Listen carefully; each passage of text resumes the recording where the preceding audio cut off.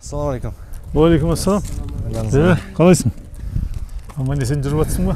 Жақсы. Малжан аман ба деп қойды. Біздің Ахмет ағай, Айдар ағай, Дешті Қыпшақ Садағат Федерациясы, дұрыс ба? Дешті Қыпшақ Мергендер ордасы, екі федерация ғой. Ал біз шақырдыңыз, біз қазір қай жердеміз? Біз Қарасай ауданы, Алматы облысы. Гүлнарбақ ипподромындамыз. Бүгінгі дереккөз шығарылымында біз садақ атуды үйреніп, Қазақстандағы дәстүрлі садақ ату спортының жағдайын анықтаймыз. Садақ атуға кім және не үшін келеді? Садақшылар жарысы қалай өтіп жатыр? Жас балалардың садаққа деген қызығушылығы шынайы ма? Қазақтың сүйек пен мүйізден садақ жасау көне дәстүрін қайтара аламыз ба? Және бұның барлығына ақшаны кім бөліп жатыр? Бұл және басқа да қызықты мәліметтерді дереккөзден табасыздар.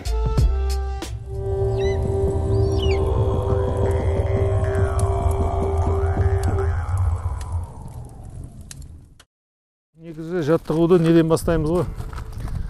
Денені қыздырудан бастаймыз негізі. Қолдарды, иықтарды қыздырып аламыз, буындарды барлық міне. Мынау арқа. Кәдімгі спорт қой бұл. Спорт қой бұл бұл кәдімгі міне. Көбінесе міне үсті жағы. Көрдің бе? Бұлай жауырын бір-біріне жұмыс істеу керек. Міне оқты аламыз. Сол қолда садақ, егер оңқай болсаңыз сіз оқты орнына саламыз да міне. Оқ өзі түзу келу керек. Бізде атудың қазір екі тәсілі бар дейді. Біріншісі ол біздікі, азиялықтар қалай айтады, бас бармақпен тарта басылайынан. Ал Еуропада бұлай үш саусақтың бірінші буынымен асылайынан. Бірақ сонда ол айырмашылығы неде болады? Неліктен біз осылай тартамыз да, Еуропада басқаша тартамыз? Айырмашылығы мынау не ғой? Аттың үстінде көп атқанбыз ғой біз. Сол үшін ғой міне. Сонда осылай ұстаған кезде қозғалмайды. Қозғалмайды. Не себебі мынау? Мына саусақ оқты ұстап тұрады. Мынау тартады. Бармақпен тартасың, мынау оқты ұстайды. А мынада бұлай қысып ұстаған жаман. Үш саусақпен ұстаса, сонда еуропалықтар аттың үстінде атпаған мүлде? Аз атқа дейін, өте аз атқа. Бірақ енді бұлай ұстап тұрса аталмайды ғой? Бұлай енді түзу ұшпайды да бәрі. Үйренгендер бар, бұлай ататындар да бар бізде осында. Алғаш, мынаны білмей, мынадан бастағандар. Осымен атат аттың үстінде әлі. Негізі біз осы кішкентай кезде тартқан кезде бас бармақпен тартып қой, ол біздің бір генетикамызда, қанымызда бар нәрсе болғаны ғой сонда. Бар нәрсе болғаны. Енді өзі қан айтып тұрады да осылай ұста деген сияқты. А не істейміз, атып көреміз ба? Атып көрейік. Көздейміз, нысананы көреміз. Оқты жібереміз. Ал енді мен атып көрейін. Атып көр. Енді бізде қазір әлі бастауыш деңгей ғой. Ақырын келеді ол. Жақсы. Жақсы. Оқ, сенің екі оғың тепті. Жарайсың, менің төрт оғым тепті деп қоясың. Төрт оқ аттым ғой өзі. Оқты қалай шығару керек? Міне алақанды қоясың, түбінен тартасың. Түзу шығару керек оқты. Түзу шықпаса оқ қисаяды. Мынау енді біз соңғы садақтарымыз, біз бұдан алдын 5-6 садағымыз болған. Іздейміз садағымызды. Әркім өз садағын іздейді. Өзіне келетін, өзіне ыңғайлы. Бұналар бізде жасалған ма Қазақстанда? Некі мысалы Қытайда жасалған? Қытайда жасалған. Мынау Венгрияда жасалған. Мажарстанда. Мажарстанда, Бізден шыға ма негіз Қазақстанда садақтар? Бізде шығып жатыр, бірақ өте аз. Олардың сапасы қалай? Бізде ұсталар әзірше ондай ұсталар аз. Мұрат деген бауырымыз бар Атырауда. Сол жігіт қана жасап жатыр қазір садақ, біз білетініміз. Өте ұзақ жасалу процесс. 3 айға созылады бір садақ. 3 айға созылады. Мыналар венгрлер, түрік ағайындар, украиндар, бұларды неге қойып, конвейерге қойып қойған оны жасауды. Иық, арқа шынығады ма кәдімгідей залға барған сияқты? Мына иық шығады мына. Мысалы, бір жақпен тарта берсе, бір жағын үлкен, екі жағын кішкентай қалмай ма? Болады онда, Бола ма? Себебі екінші жақпен де ату керек. Мен екі жақпен атамыз. Екі қолмен де? Екі қолмен де. Оң қол, сол қол. Или бір жағымен ата алмайтын болсаң, мына оң жағымен. Оң жағымен атасың ғой. 5 оқ аттың ба 5 рет мынаны тартып қою керек. Просто жай тартып қою керек. 1 2 3 4. Міне екі жағың бірдей өседі.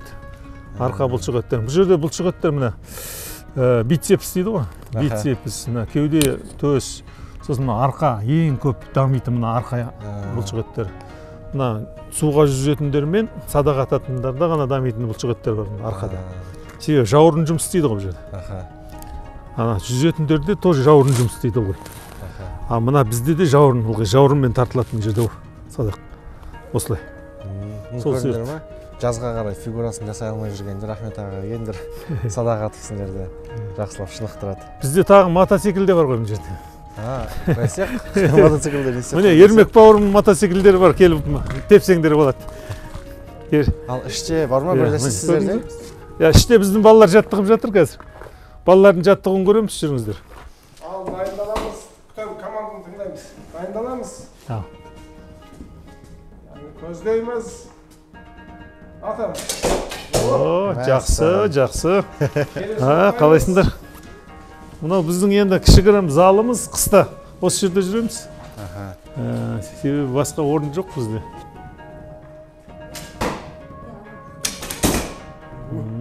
Бес оқтан атамыз. 2 рет алдыға қарап тұрып атамыз осылай. Нешенге. Сосын 2 рет артқа бұрылып атамыз. 2 рет бір тізеге отырып атамыз. Неде? Жарыста ма? Жарыста прямо. Ертеңгі жарыста солай болады.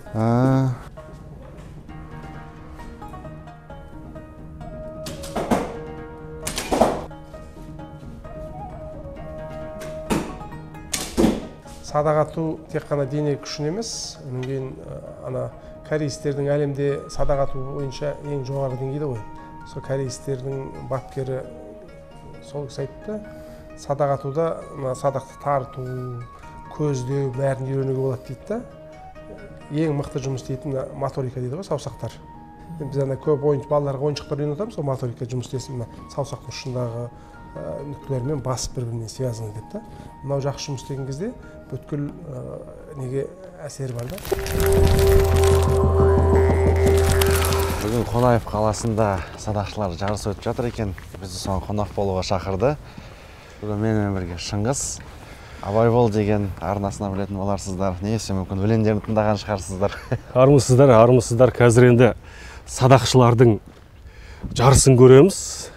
Жалпы садақшылар қалай өтеді екен бұл жарыс? Мен өмірімде бірінші рет келіп тұрмын. Сондықтан да мен үшін таңсық нәрсе бұл. Мен де бірінші рет келіп тұрмын негізі. Алдында сіздерге бүркішілер жарысын көрсеткенбіз. Енді содан қалыспайды деген үміттеміз. Бүгін адресін жіберді. Сіздермен бірге кіріп қараймыз үшін. Ішінде киіз үйлер, 5 бармақ, қазы қарта, жал-жая болады деп үміттеніп жатырмын. Мен сол үшін ғана келіп тұрмын. Садақ 2-ші орында мен үшін. 5 бармақтың иісін сезіп жатқан жоқ. Бауырсақтың да иісі жоқ. Бірақ спорт залдың иісі бар. Иісі бар, иә. Ана жаққа барайық та бірінші қарағалар. Қалдарыңыз қалай? Қалай өтіп жатыр? Жақында балалар міне атып жатыр. Алғашқысы бірінші 10-12 жас кетті қазір. Бүгінгі жарыс бірінші өтіп жатқан жарыс. Алдында Маңғыстауда чемпионат өткіздік. Бұрын жамбы ғана болды да ұлттық спортта. Ал қазір комитетке биыл тіркелді. Оған мына спорт басқармасы, әкімдіктен бәрі көмектесіп жатыр. Өйткені әлі кішкене қаражат қаралмаған, бірақ сонда да осы президенттің айтқан сөзі ғой. Мына садақтық, тоғызқұмалақ, асық, ең қаражатты көп нетпейтін, көтермейтін нелерді дамытуымыз керек деп. Жаңа сөзің Нұрқожаға беріп жатқан сұхбатта сөзіңізден естіп қалдым да. Мемлекет қолдау көрсетіп жатыр, бірақ қаражат қарастырылмаған деп отырсыз да? Сонда дәл осы жарысқа мемлекет қолдау көрсетті, бірақ қаражат жағында қолдау көрсетті. Қаражат көмектесті. Бәрін түгелін қамтамасыз ете алмайды ғой. Енді жаңа бастап жатыр ғой. Содан қаражат бөлді. Қаражат бөлген бізде мына жабдықтар жоқ қой. Изолон жоқ, мишень жоқ. Соған бәріне грамотаға бәрін ақша берді. Қалғанын өзіміз істеп жатырмыз. Өйткені бұлар келулеріне адамдардың гостиницаға бәріне мүмкіншілік жоқ акиматта. Оны біз түсінеміз, оны білеміз.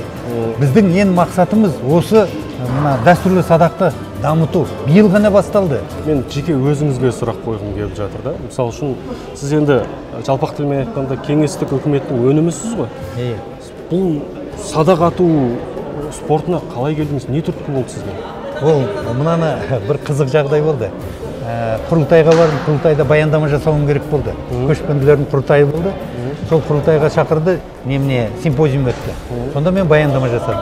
Сол баяндама жасап, ал енді бәрі айтады, музейге барамыз ба, андайға барамыз ба деп енді аудармашы айтып жатыр ғой. Біреу айтады, садаққа барама дегендер деп біреу айғайлап жүр. Қайдағы садақ десем, садақ атуға дейді. Мен барам деді. Менің артымнан өзбектер, түріктер, әзербайжандар ілесіп алды. Сөйтіп 10 адам болдық. Апарып 7 метр жерден садақ аттырып жатыр. Бірінші түсіндірді, қалай ату керек екен, қалай ұстау керек екен. Мен аламын да атам, аналар аталмайды да, қолынан түс қалады садақ. Мен аламын да атам.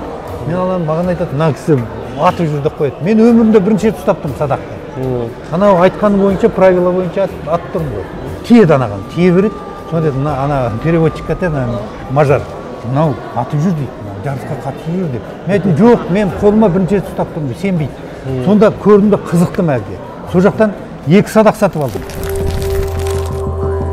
Түскі астың уақыты келді. Барлығын осындай контейнермен палау таратып жатыр. Бағана сыртта шығып көргенбіз бізде. Ашылмай жатыр.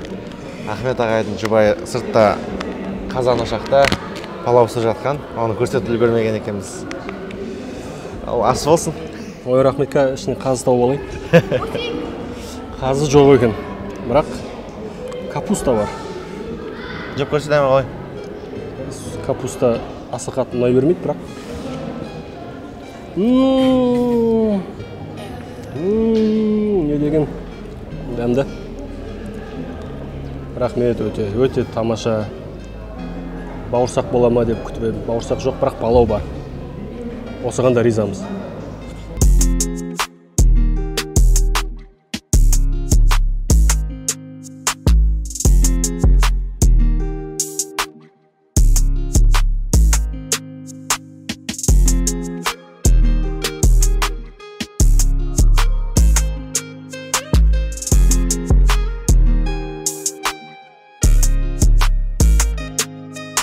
Енді мен дәстүрлі садақ атумен айналысқаныма осы пенсияға шыққаннан кейін ер адам отырамайды ғой енді. Ер адам табыс табу керек, болмаса жаңа бала шаға асырау керек, болмаса өзінің сүйікті нәрсесімен айналысу керек. Мен пенсияға шыққаннан кейін жұмыстың бәрі тоқтағаннан кейін, жұмыстың бәрін қойғаннан кейін осы дәстүрлі садақ атуды өзім садақ көрейінші деп бір садақ сатып алдым да, сатып алғанда да оны бір жиенім подарить етті. Сосын сол садақпен айналысып кеттім. Қанша болды айналысып жүргеніне? 2 күн болды. 1-2 күн? 2 күн айналысып жарысқа келіп жатсың ба? Ағай өзі әкелді. Бірақ мен біргенің үшін үйренемін. Сендерге де өздеріне ұнай ма садақ атқан? Қанша күн айналысып жүрсіңдер? Уже 5 күн. Сен 1 жыл айналысып жүрсің, иә? Сен ше? Мен 5 күн. 5 күн? Иә. 1 ай. 1 айда салайық жарайды. Иә, 1 ай. Енді бұған қалай келдіңдер өздерің? Мен негізі одноклассницам осы қыз тоже әкесі садақ береді да, сол кезде. Сол кезде Айзере мен одноклассницам қатысып жүрді. Соған мен қызығып, сол қызбен бардым. Сіздер мектепте сонда бар ма садақ ататын? Иә, спорт залы бар. Қай мектепте ол? Батабай орта мектебі. Қай қалада? Батабай. Алматы облысында, иә? Сенгеш, сенің әкен садақпен айналыса ма сонда? Иә. Жақынырақ тұрса, жақынырақ. Сосын, сен өзің қызықтың ба? Әкен атып жүргенін көріп, мен де айналысқым келді деп айттың ба? Иә. Өзің қанша жастасың? 9-да. 9-да, 8 жасынан бастап айналысып жүрсің, иә? 2-ші класстан бері. Қыздарға сұрақ қойыншы, қыздар. Негізі қызық көп қой, Барби, мысалы үшін. Женщина-кошка, қандай қызықтар бар? Леди Баг. Леди Баг, Спанч Боб қарайсыңдар ма, ең болмаса? Біз қазақи мультфильмдерді қараймыз. Мойындаңдаршы, әке-шешелерін зорлап әкелді ғой, ә? Жоқ. Мойындамайсыңдар ма? Мойындаймыз. Мойындайсыңдар, ә? Нені, не аты не? Садақ, не үшін қызық сендерге садақ? Өйткені ол қазақи ұлттық спорты. Яғни баяғы заманнан келе жатқан. Яғни ұлт жандысыңдар ғой. Бар би ондай ойнамайсыңдар. Ойнамаймыз. Розовый пони, единорогтар, мультфильмде қарамайсыңдар. Қазақ фильмдікін қараймыз деді, қазақша. Балапан көретін шығарсыңдар, иә? Жоқ, біз деген қазақ алтын тақты қараймыз біз. Қазақи фильмдерді қараймыз. Сонда бұл сендерде қайдан пайда болды осындай ұлтқа деген, өз ұлтына деген осындай махаббат, оны ата-аналарың кішкентай кезден бері үйреткен шығар сендерге? Күшті. Енді менде сұрақ, қыздар. Өмірлерің жалпы былай қызық па? Өздеріңе ұнай ма? Иә, қызық, ұнайды. Не ұнайды? Садақ ату іштерің пыстырмай ма? Жоқ. Ұнап тұр ғой өздеріне. Мультфильм қарамайсыңдар, Барби ойнамайсыңдар. Жаңа Человек-паук, Бэтмен, тағы кімдер бар еді? Спанч Боб. Ештеңе қарамайсыңдар, тек садақ атасыңдар. Бешбармақ жейсіңдер. Иә. Қазы ше? Жоқ. Жоқ? Тек қазақтың ұлттық спорты және қазақтың ұлттық тағамдары. Макдональдс. Жоқ. KFC. Жоқ. Ой. Рахмет, қыздар. Қазіргі бұл осындай сенбей жатыр өзінің шыңғыс. Мен өз басым сенбей тұрмын ше, шынымен осындай бар ма деп.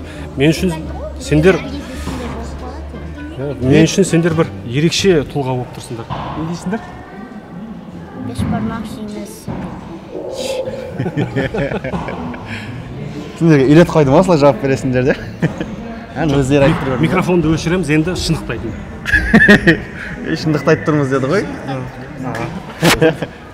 Мен естуім бойынша садақ ату сүннет деп естідім. Иә, сүннет екен ғой, содан кейін біліп аттық та біз. Бірақ бұның енді сол жаңа сіздің айтқан жауабыңызға менде бір сұрақ туындап тұр да. Садақ атудың несі сауапты, мен соны түсінбеймін. Қару ғой. Иә, бұл қару. Енді сауапты беретін Алла ғой, бірақ пайғамбарымыз саллаллаху алейхи вассалам айтады, садақ атуға байланысты, немесе жебені айтайықшы, садақтан қоятын. Жебеге байланысты 3 түрлі адам жәннатқа кіреді дейді. Біреуі тасушы, біреуі жұмыс жасаушы, жебені істеп шығарушы, үшінші атушы. Садақ болғанда балдарыңа үйретіңдер деп 4 нәрсе айтып кеткен ғой. Садақ, атқа міну, суға жүзу, сосын күрес. Осыларды айтып кеткен насихаттар. Бұл баланың өсуіне, ішкі құрылысына, жалпы бұлшықеттеріне, психологиясына өте жақсы әсер ететін спорт түрлері. Отбасыңыз, бала-шағаңыз бар? Бар. Балаларыңыз да осымен айналысады садақтан? Иә, қазір 2 ұлымды алып келдім. Олар өз еркімен келді ме, әлде зорлап? Жоқ, әрине, өз еркімен. Мектептерінде қолдау бар, рұқсат береді. Әр жарыстан алдын 3-4 күн дайындалуға, сабақтардан босатады деген сияқты. Енді қазір балаларыңыз түсінген бойынша кішкентай? 13 жаста. Өтпелі кезең енді басталады. 10 жаста, иә. Ертең өтпелі кезеңнен өтеді, ер жетеді. Сосын садағын бәрін іліп тастап, әке, негізі бұл қызық емес, басқа нәрсемен айналысқым келеді. Мысалы үшін футбол дейсің. Ешқандай қарсылық жоқ. Футбол енді ол жаңағы ешқандай сүннет емес, сауап емес, оған қарсы болмайсыз ба? Жоқ, қарсы болмаймын. Андай қысқа киіп алып жүгіріп жүреді. Шорты киіп алып. Жоқ, әрине шариғаттың шеңберінде болады ғой. Бірақ егер басқа спортты таңдап жатса, мен ешқандай қарсылық көрсетемін. Ішіңіз ашиды ғой, өйткені садақ әпердіңіз қаншама еңбек салдыңыз, құлшынысыңыз салдыңыз, энергияңыз салдыңыз, ал балаңыз сондай деп айтып отыр. Жандегідей ғой, әкеге қарап ұл өсер. Олар маған қарап өсіп жатыр. Мен егер лағитын болсам, балдар әрине не қылады? Лағылайды. Түсінікті. Рахмет үлкен сұхбатыңызға. Жәнібек ағамен сұхбаттан кейін біз онымен тағы біраз әңгімелесіп, оның Шымкентте Садақ Шымкент деген садақ ату орталығы бар екенін білдік. Оған қоса осы жерде сүйек пен тау текенің мүйізінен көне қазақтың технологиясы бойынша садақтар жасайды екен.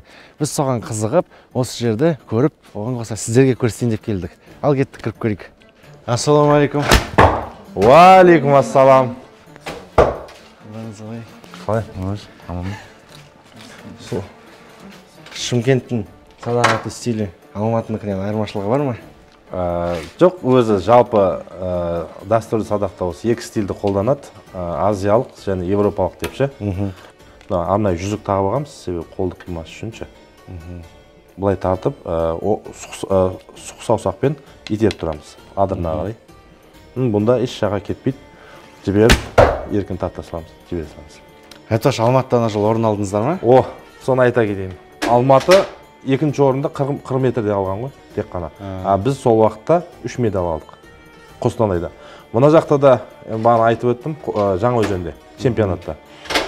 Енді основном мастер спорта беріліп, КМС берілетін үлкен жарыс қой чемпионат. Надан да бола ма мастер спорта деген?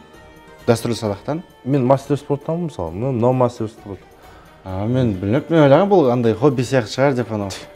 Легкая атлетика жай түсінемін. Өші сандан дейсің. Спортивный лук деген бар. Мынау да қазір қосылған я соған. Ол спортивный деп не үшін айтылады? Ол олимпиадалық дәрежеге кетіп қалған үшін. Яғни шығып тұратын мынандай темірлері бар. Иә, мынау да спорт. Тек қана бұның атауы бөлек. Традиционный. Иә. Дәстүрлі. Дәстүрлі садақ. Иә, бүкіл дүние жүзі қолданады ғой. Бұл мастер спортта алу үшін жарысқа қатысу арқылы ғана. Черка.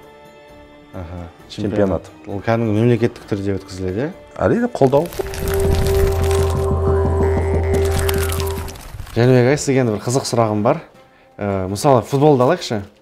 Бір жағынан қарасаң, бір түрлі ойында 22 адам кішкентай шорт киіп алып, залада жүгіріп жүреді, резиновый доп теуіп. Бірақ қаншалықты бір түрлі ойын болмаса да, ол әлемдік ойын болып кеткен. Бүкіл халықтар ойнайды. Қазақстанда, иә. Ал енді футболдың бар екенін ұмытып, оны біздің ұлттық спорт деп алайықшы, ешкімге таныс емес деп. Оны біздің ұлттық спорт болса, біз айтатын едік, ол ешкімге қызық емес, біртүрлі ойын бізден басқа ешкім ойнамайды деп. Бірақ соған қарамастан бүкіл ойнап жүр. Ал енді бізде шынымен біздің ұлттық спорт садақ ату бар. Футболдан әлдеқайда мың есе күшті, қызықты, әдемі спорт түрі да. Бірақ соны біз әлемдік қаламай жүрміз. Соның себебі неде деп ойлайсыз? Әлде біз соған бара жатырмыз ба? Мүмкін біз білмейтін шығармыз. Иә, бір қызық, күрделі, ойланатын сұрақ. Аталарымыздан да келіп жатқан әңгіме бар ғой, нақыл сөз. Қой бағып, май жеген озар, доп ойнаған тозар деген мағынада бекер айтылып кетпеген. Бірақ енді қазір ол айтатын болса, сондай дәрежеге келді футбол.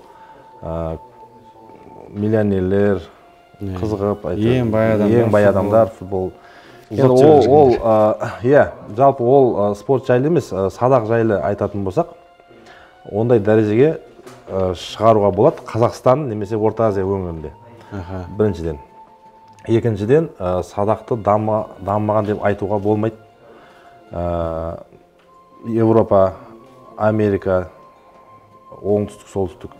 Сосын Азия жақтардың барлығында садақ дамыған. Корея, Япония, Қытай делік.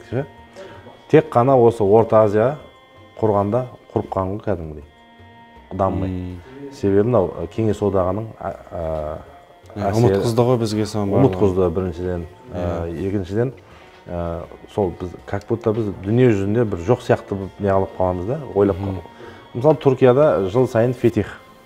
Үлкен сайыстар бар, иә? Иә, үлкен дүниежүзілік жиналады, мысалы.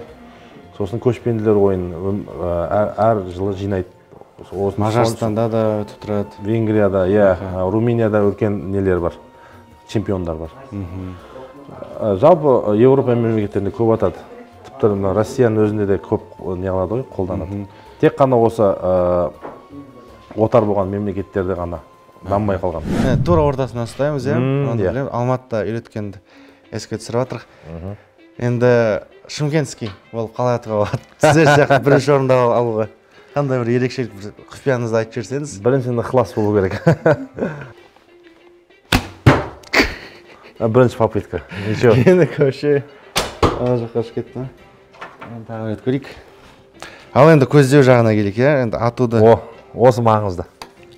Осын қазір бізде жас әулет, әсіресе өзімізде мысалы, жалпы садақ ату жоқ болып кетті ғой. Соның орнына жарылғыш заттар келді. Мылтық, пистолет, снайпер, әртүрлі сондай. Енді оның несі болады ғой? Прицел болады.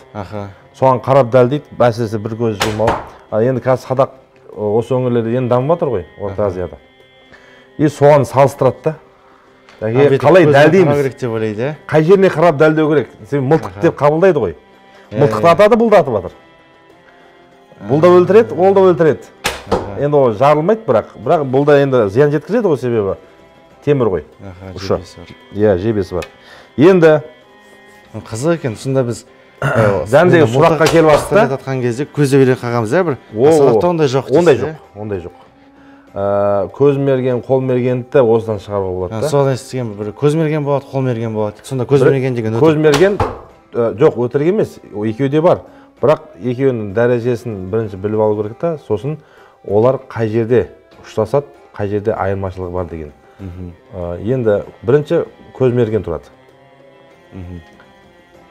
Бірінші степенде ше. Одан кейін сен атып тәжірибең жоғарылағанда қол мергенге өтесің да. Бірден қол мерген болып кете алмайды сонда ешкім? Жоқ. Енді бізде мынандай. Бұл көздегі болмайды. Бұл басында үйреткенде көзді жұмбаймыз. Бір көз жұмбаймыз, бұл самылтық емес. Бұны түйсікпен ату керек деп үйретесің ғой, иә? Балдардың бәрі былай түсініп алады. Значит, тартасын топада енді. Жібересің. Қайда кетіп болды ше. Мен қол мерген болуым керек дейді да. О, атуда стойкасы да дұрыс емес та. Стойкының өзі маңызды ғой. Иә, мен атам, тартам, мысалы 10 оқтың біреуі сарыға тиіп қалса, ох, менде бар екен дейді. Тартқан уақытта, оқты тартқан уақытта, мынау қабағыма тию керек, қауырсыны. Әр оғым бірдей тарту дәрежесі болу керек. Аралықшы, міне, тартам. Мен көріңіз ба? Тиіп тұру керек. Әр мен жарыстарда 5 оқ атам ба, 5 оқтымда осылай атам. Енді мына қолым дұрыс болды ғой. Жіберуім дұрыстаймын. Мән берем жіберуіме. Реск ашып жіберу керек. Сосын мына қолды дұрыстау керек енді. Мына қол, сен көзіңнің, мысалы мен 30 метр атқанда, мына 30 метрде тұрған нысана, мына қолымның шамалы жоғарысында маған көрініп тұру керек. Сонда точно барат деген менде ориентир болады да жоба. Сіз сияқты дәлелдеп көрейін. Ориентир, әр оқтың несін жаттау керек, бағытынша төбе кетіп қалады. О, мешенге тиді. Енді осы бағытпен ата беру керек та, осы расстоянияны сонда не болады, жатталады. Әйел затын көз қарасымен қараған кезде, әйел адамға отбасын басты берік ұстау ғой. Отбасын ұйытқы болу, әйел адамның жаңағы үйге жылулық беру әйел адам қолында ғой.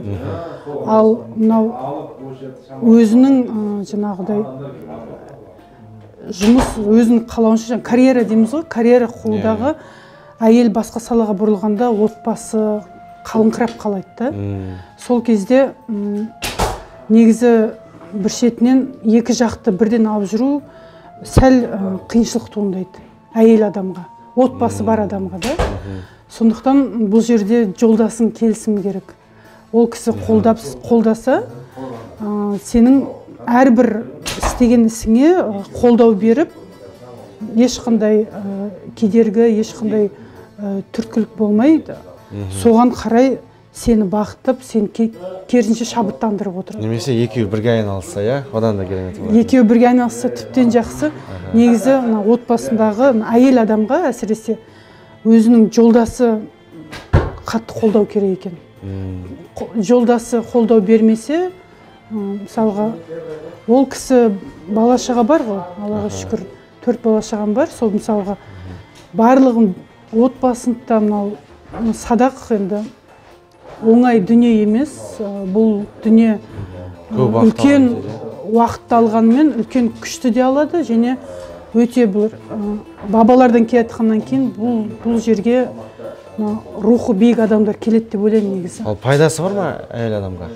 Әйел адам негізі ой шашырап жүреді ғой әйел адам. Оны жинақтай ма сонда? Бұл жинақтайды. Мысалы, бала мектепте алып келуім керекпін, қызым ана жақта, ана балам ана жақта, сабағы бар деген неше түрлі ой болады. Сол ойдың барлығын, мынау тұрмыстағы ненің барлығын бір неге әкеледі, жиып қойды. Ана былай, нысанаға көздеп тұрған кезінде бүкіл ой жинақталып, бәрі орындарына келеді сонда. Ол кезде сен мына жақты ұмытып кетесің. Ұмытып кетесің да, өйткені сен үлкен нені әкеп тұрсың ғой. Сен өзің қалауыңды іс жасауың керексің да. Сол кезде мынау тұрмыстағы не барлығы қолдау болғаннан кейін бәрін ұмытып кетесің, тапсырып бәрін. Содан кейін менің өзім осыны таңдадым ғой, осыны қаладым ғой. Жан дүнием қалағаннан кейін мен міндетті түрде осыны сүйіспеншілікпен істеуім керекпін деп өзіңе нақты мақсат қоясың да. Бағанағы айтқанымыздай, қазақтың дәстүрлі садағы негізінен жылқының қабырғасынан немесе осындай мүйізден жасалған, иә. Енді мен соны бұрыннан бері еститінмін, суреттерден көретінмін. Бірақ өз көзіммен көріп көрмеппін, түсінбейтінмін осы. Қалай сүйектен жасайды, ол садақ сонда қалай майысады деген секілді. Біздің мақсат деген ұстамыз бар екен. Осыны істеп жүрген, осымен айналысып жүрген. Өзінен сұрап көрейік. Мынау қазір осы садақтың құрама бөлшектері болып тұр, иә? Иә, бұл мүйізден жасалған садаққа арналған. Мынау ағашты сонда не істейсіз оған? Бұл екі сіңірмен мүйізді біріктіріп ұстап тұруға. Сонда қаңқасы ағаштан бола ма оның? Иә. Основание дейді ғой. Аха. Ал мүйіз ше? Мүйіз бұл жұқаралады, осыған жабыстырылатын ішіне сығылатын жағы тартылған кезде мына сығылады іш жағы. Соған пружина есебінде осы қолданылады. Ал мына жағы созылады ғой.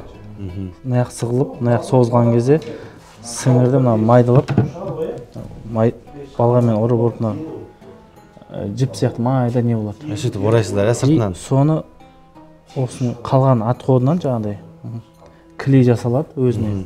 И мына ұзындарын осыған нелерге жабыстырылып, 2 слой, 3 слой кептіріп отырып, 1 ай, 2 ай кептіріп отырып, 1 жылда дайын болады кемінде. Ал сіздер осы мүйіздерді қалай андай майысатын қылып істейсіз? Мысалы мен қазір майыстыра алмаймын мысалы. Бұны қыздырамыз, жұқартыламыз. Қызған кезде өз екем келеді, пластмасса сияқты. Сонда егер мысалы осындай садақ болса, бағасы шамамен қаншадай болады? Қолданған материалына байланысты, одан кейін ең арзан варианттар $1000 басталады дейді ғой. Өзіміз былай ұсталарынан сұрап неғанымыз өзі. Енді 1 жыл уақыт кеткеннен кейін сол бағаға тұрарлық болып тұр ғой. Иә, өйткені аз да болады ол үшін.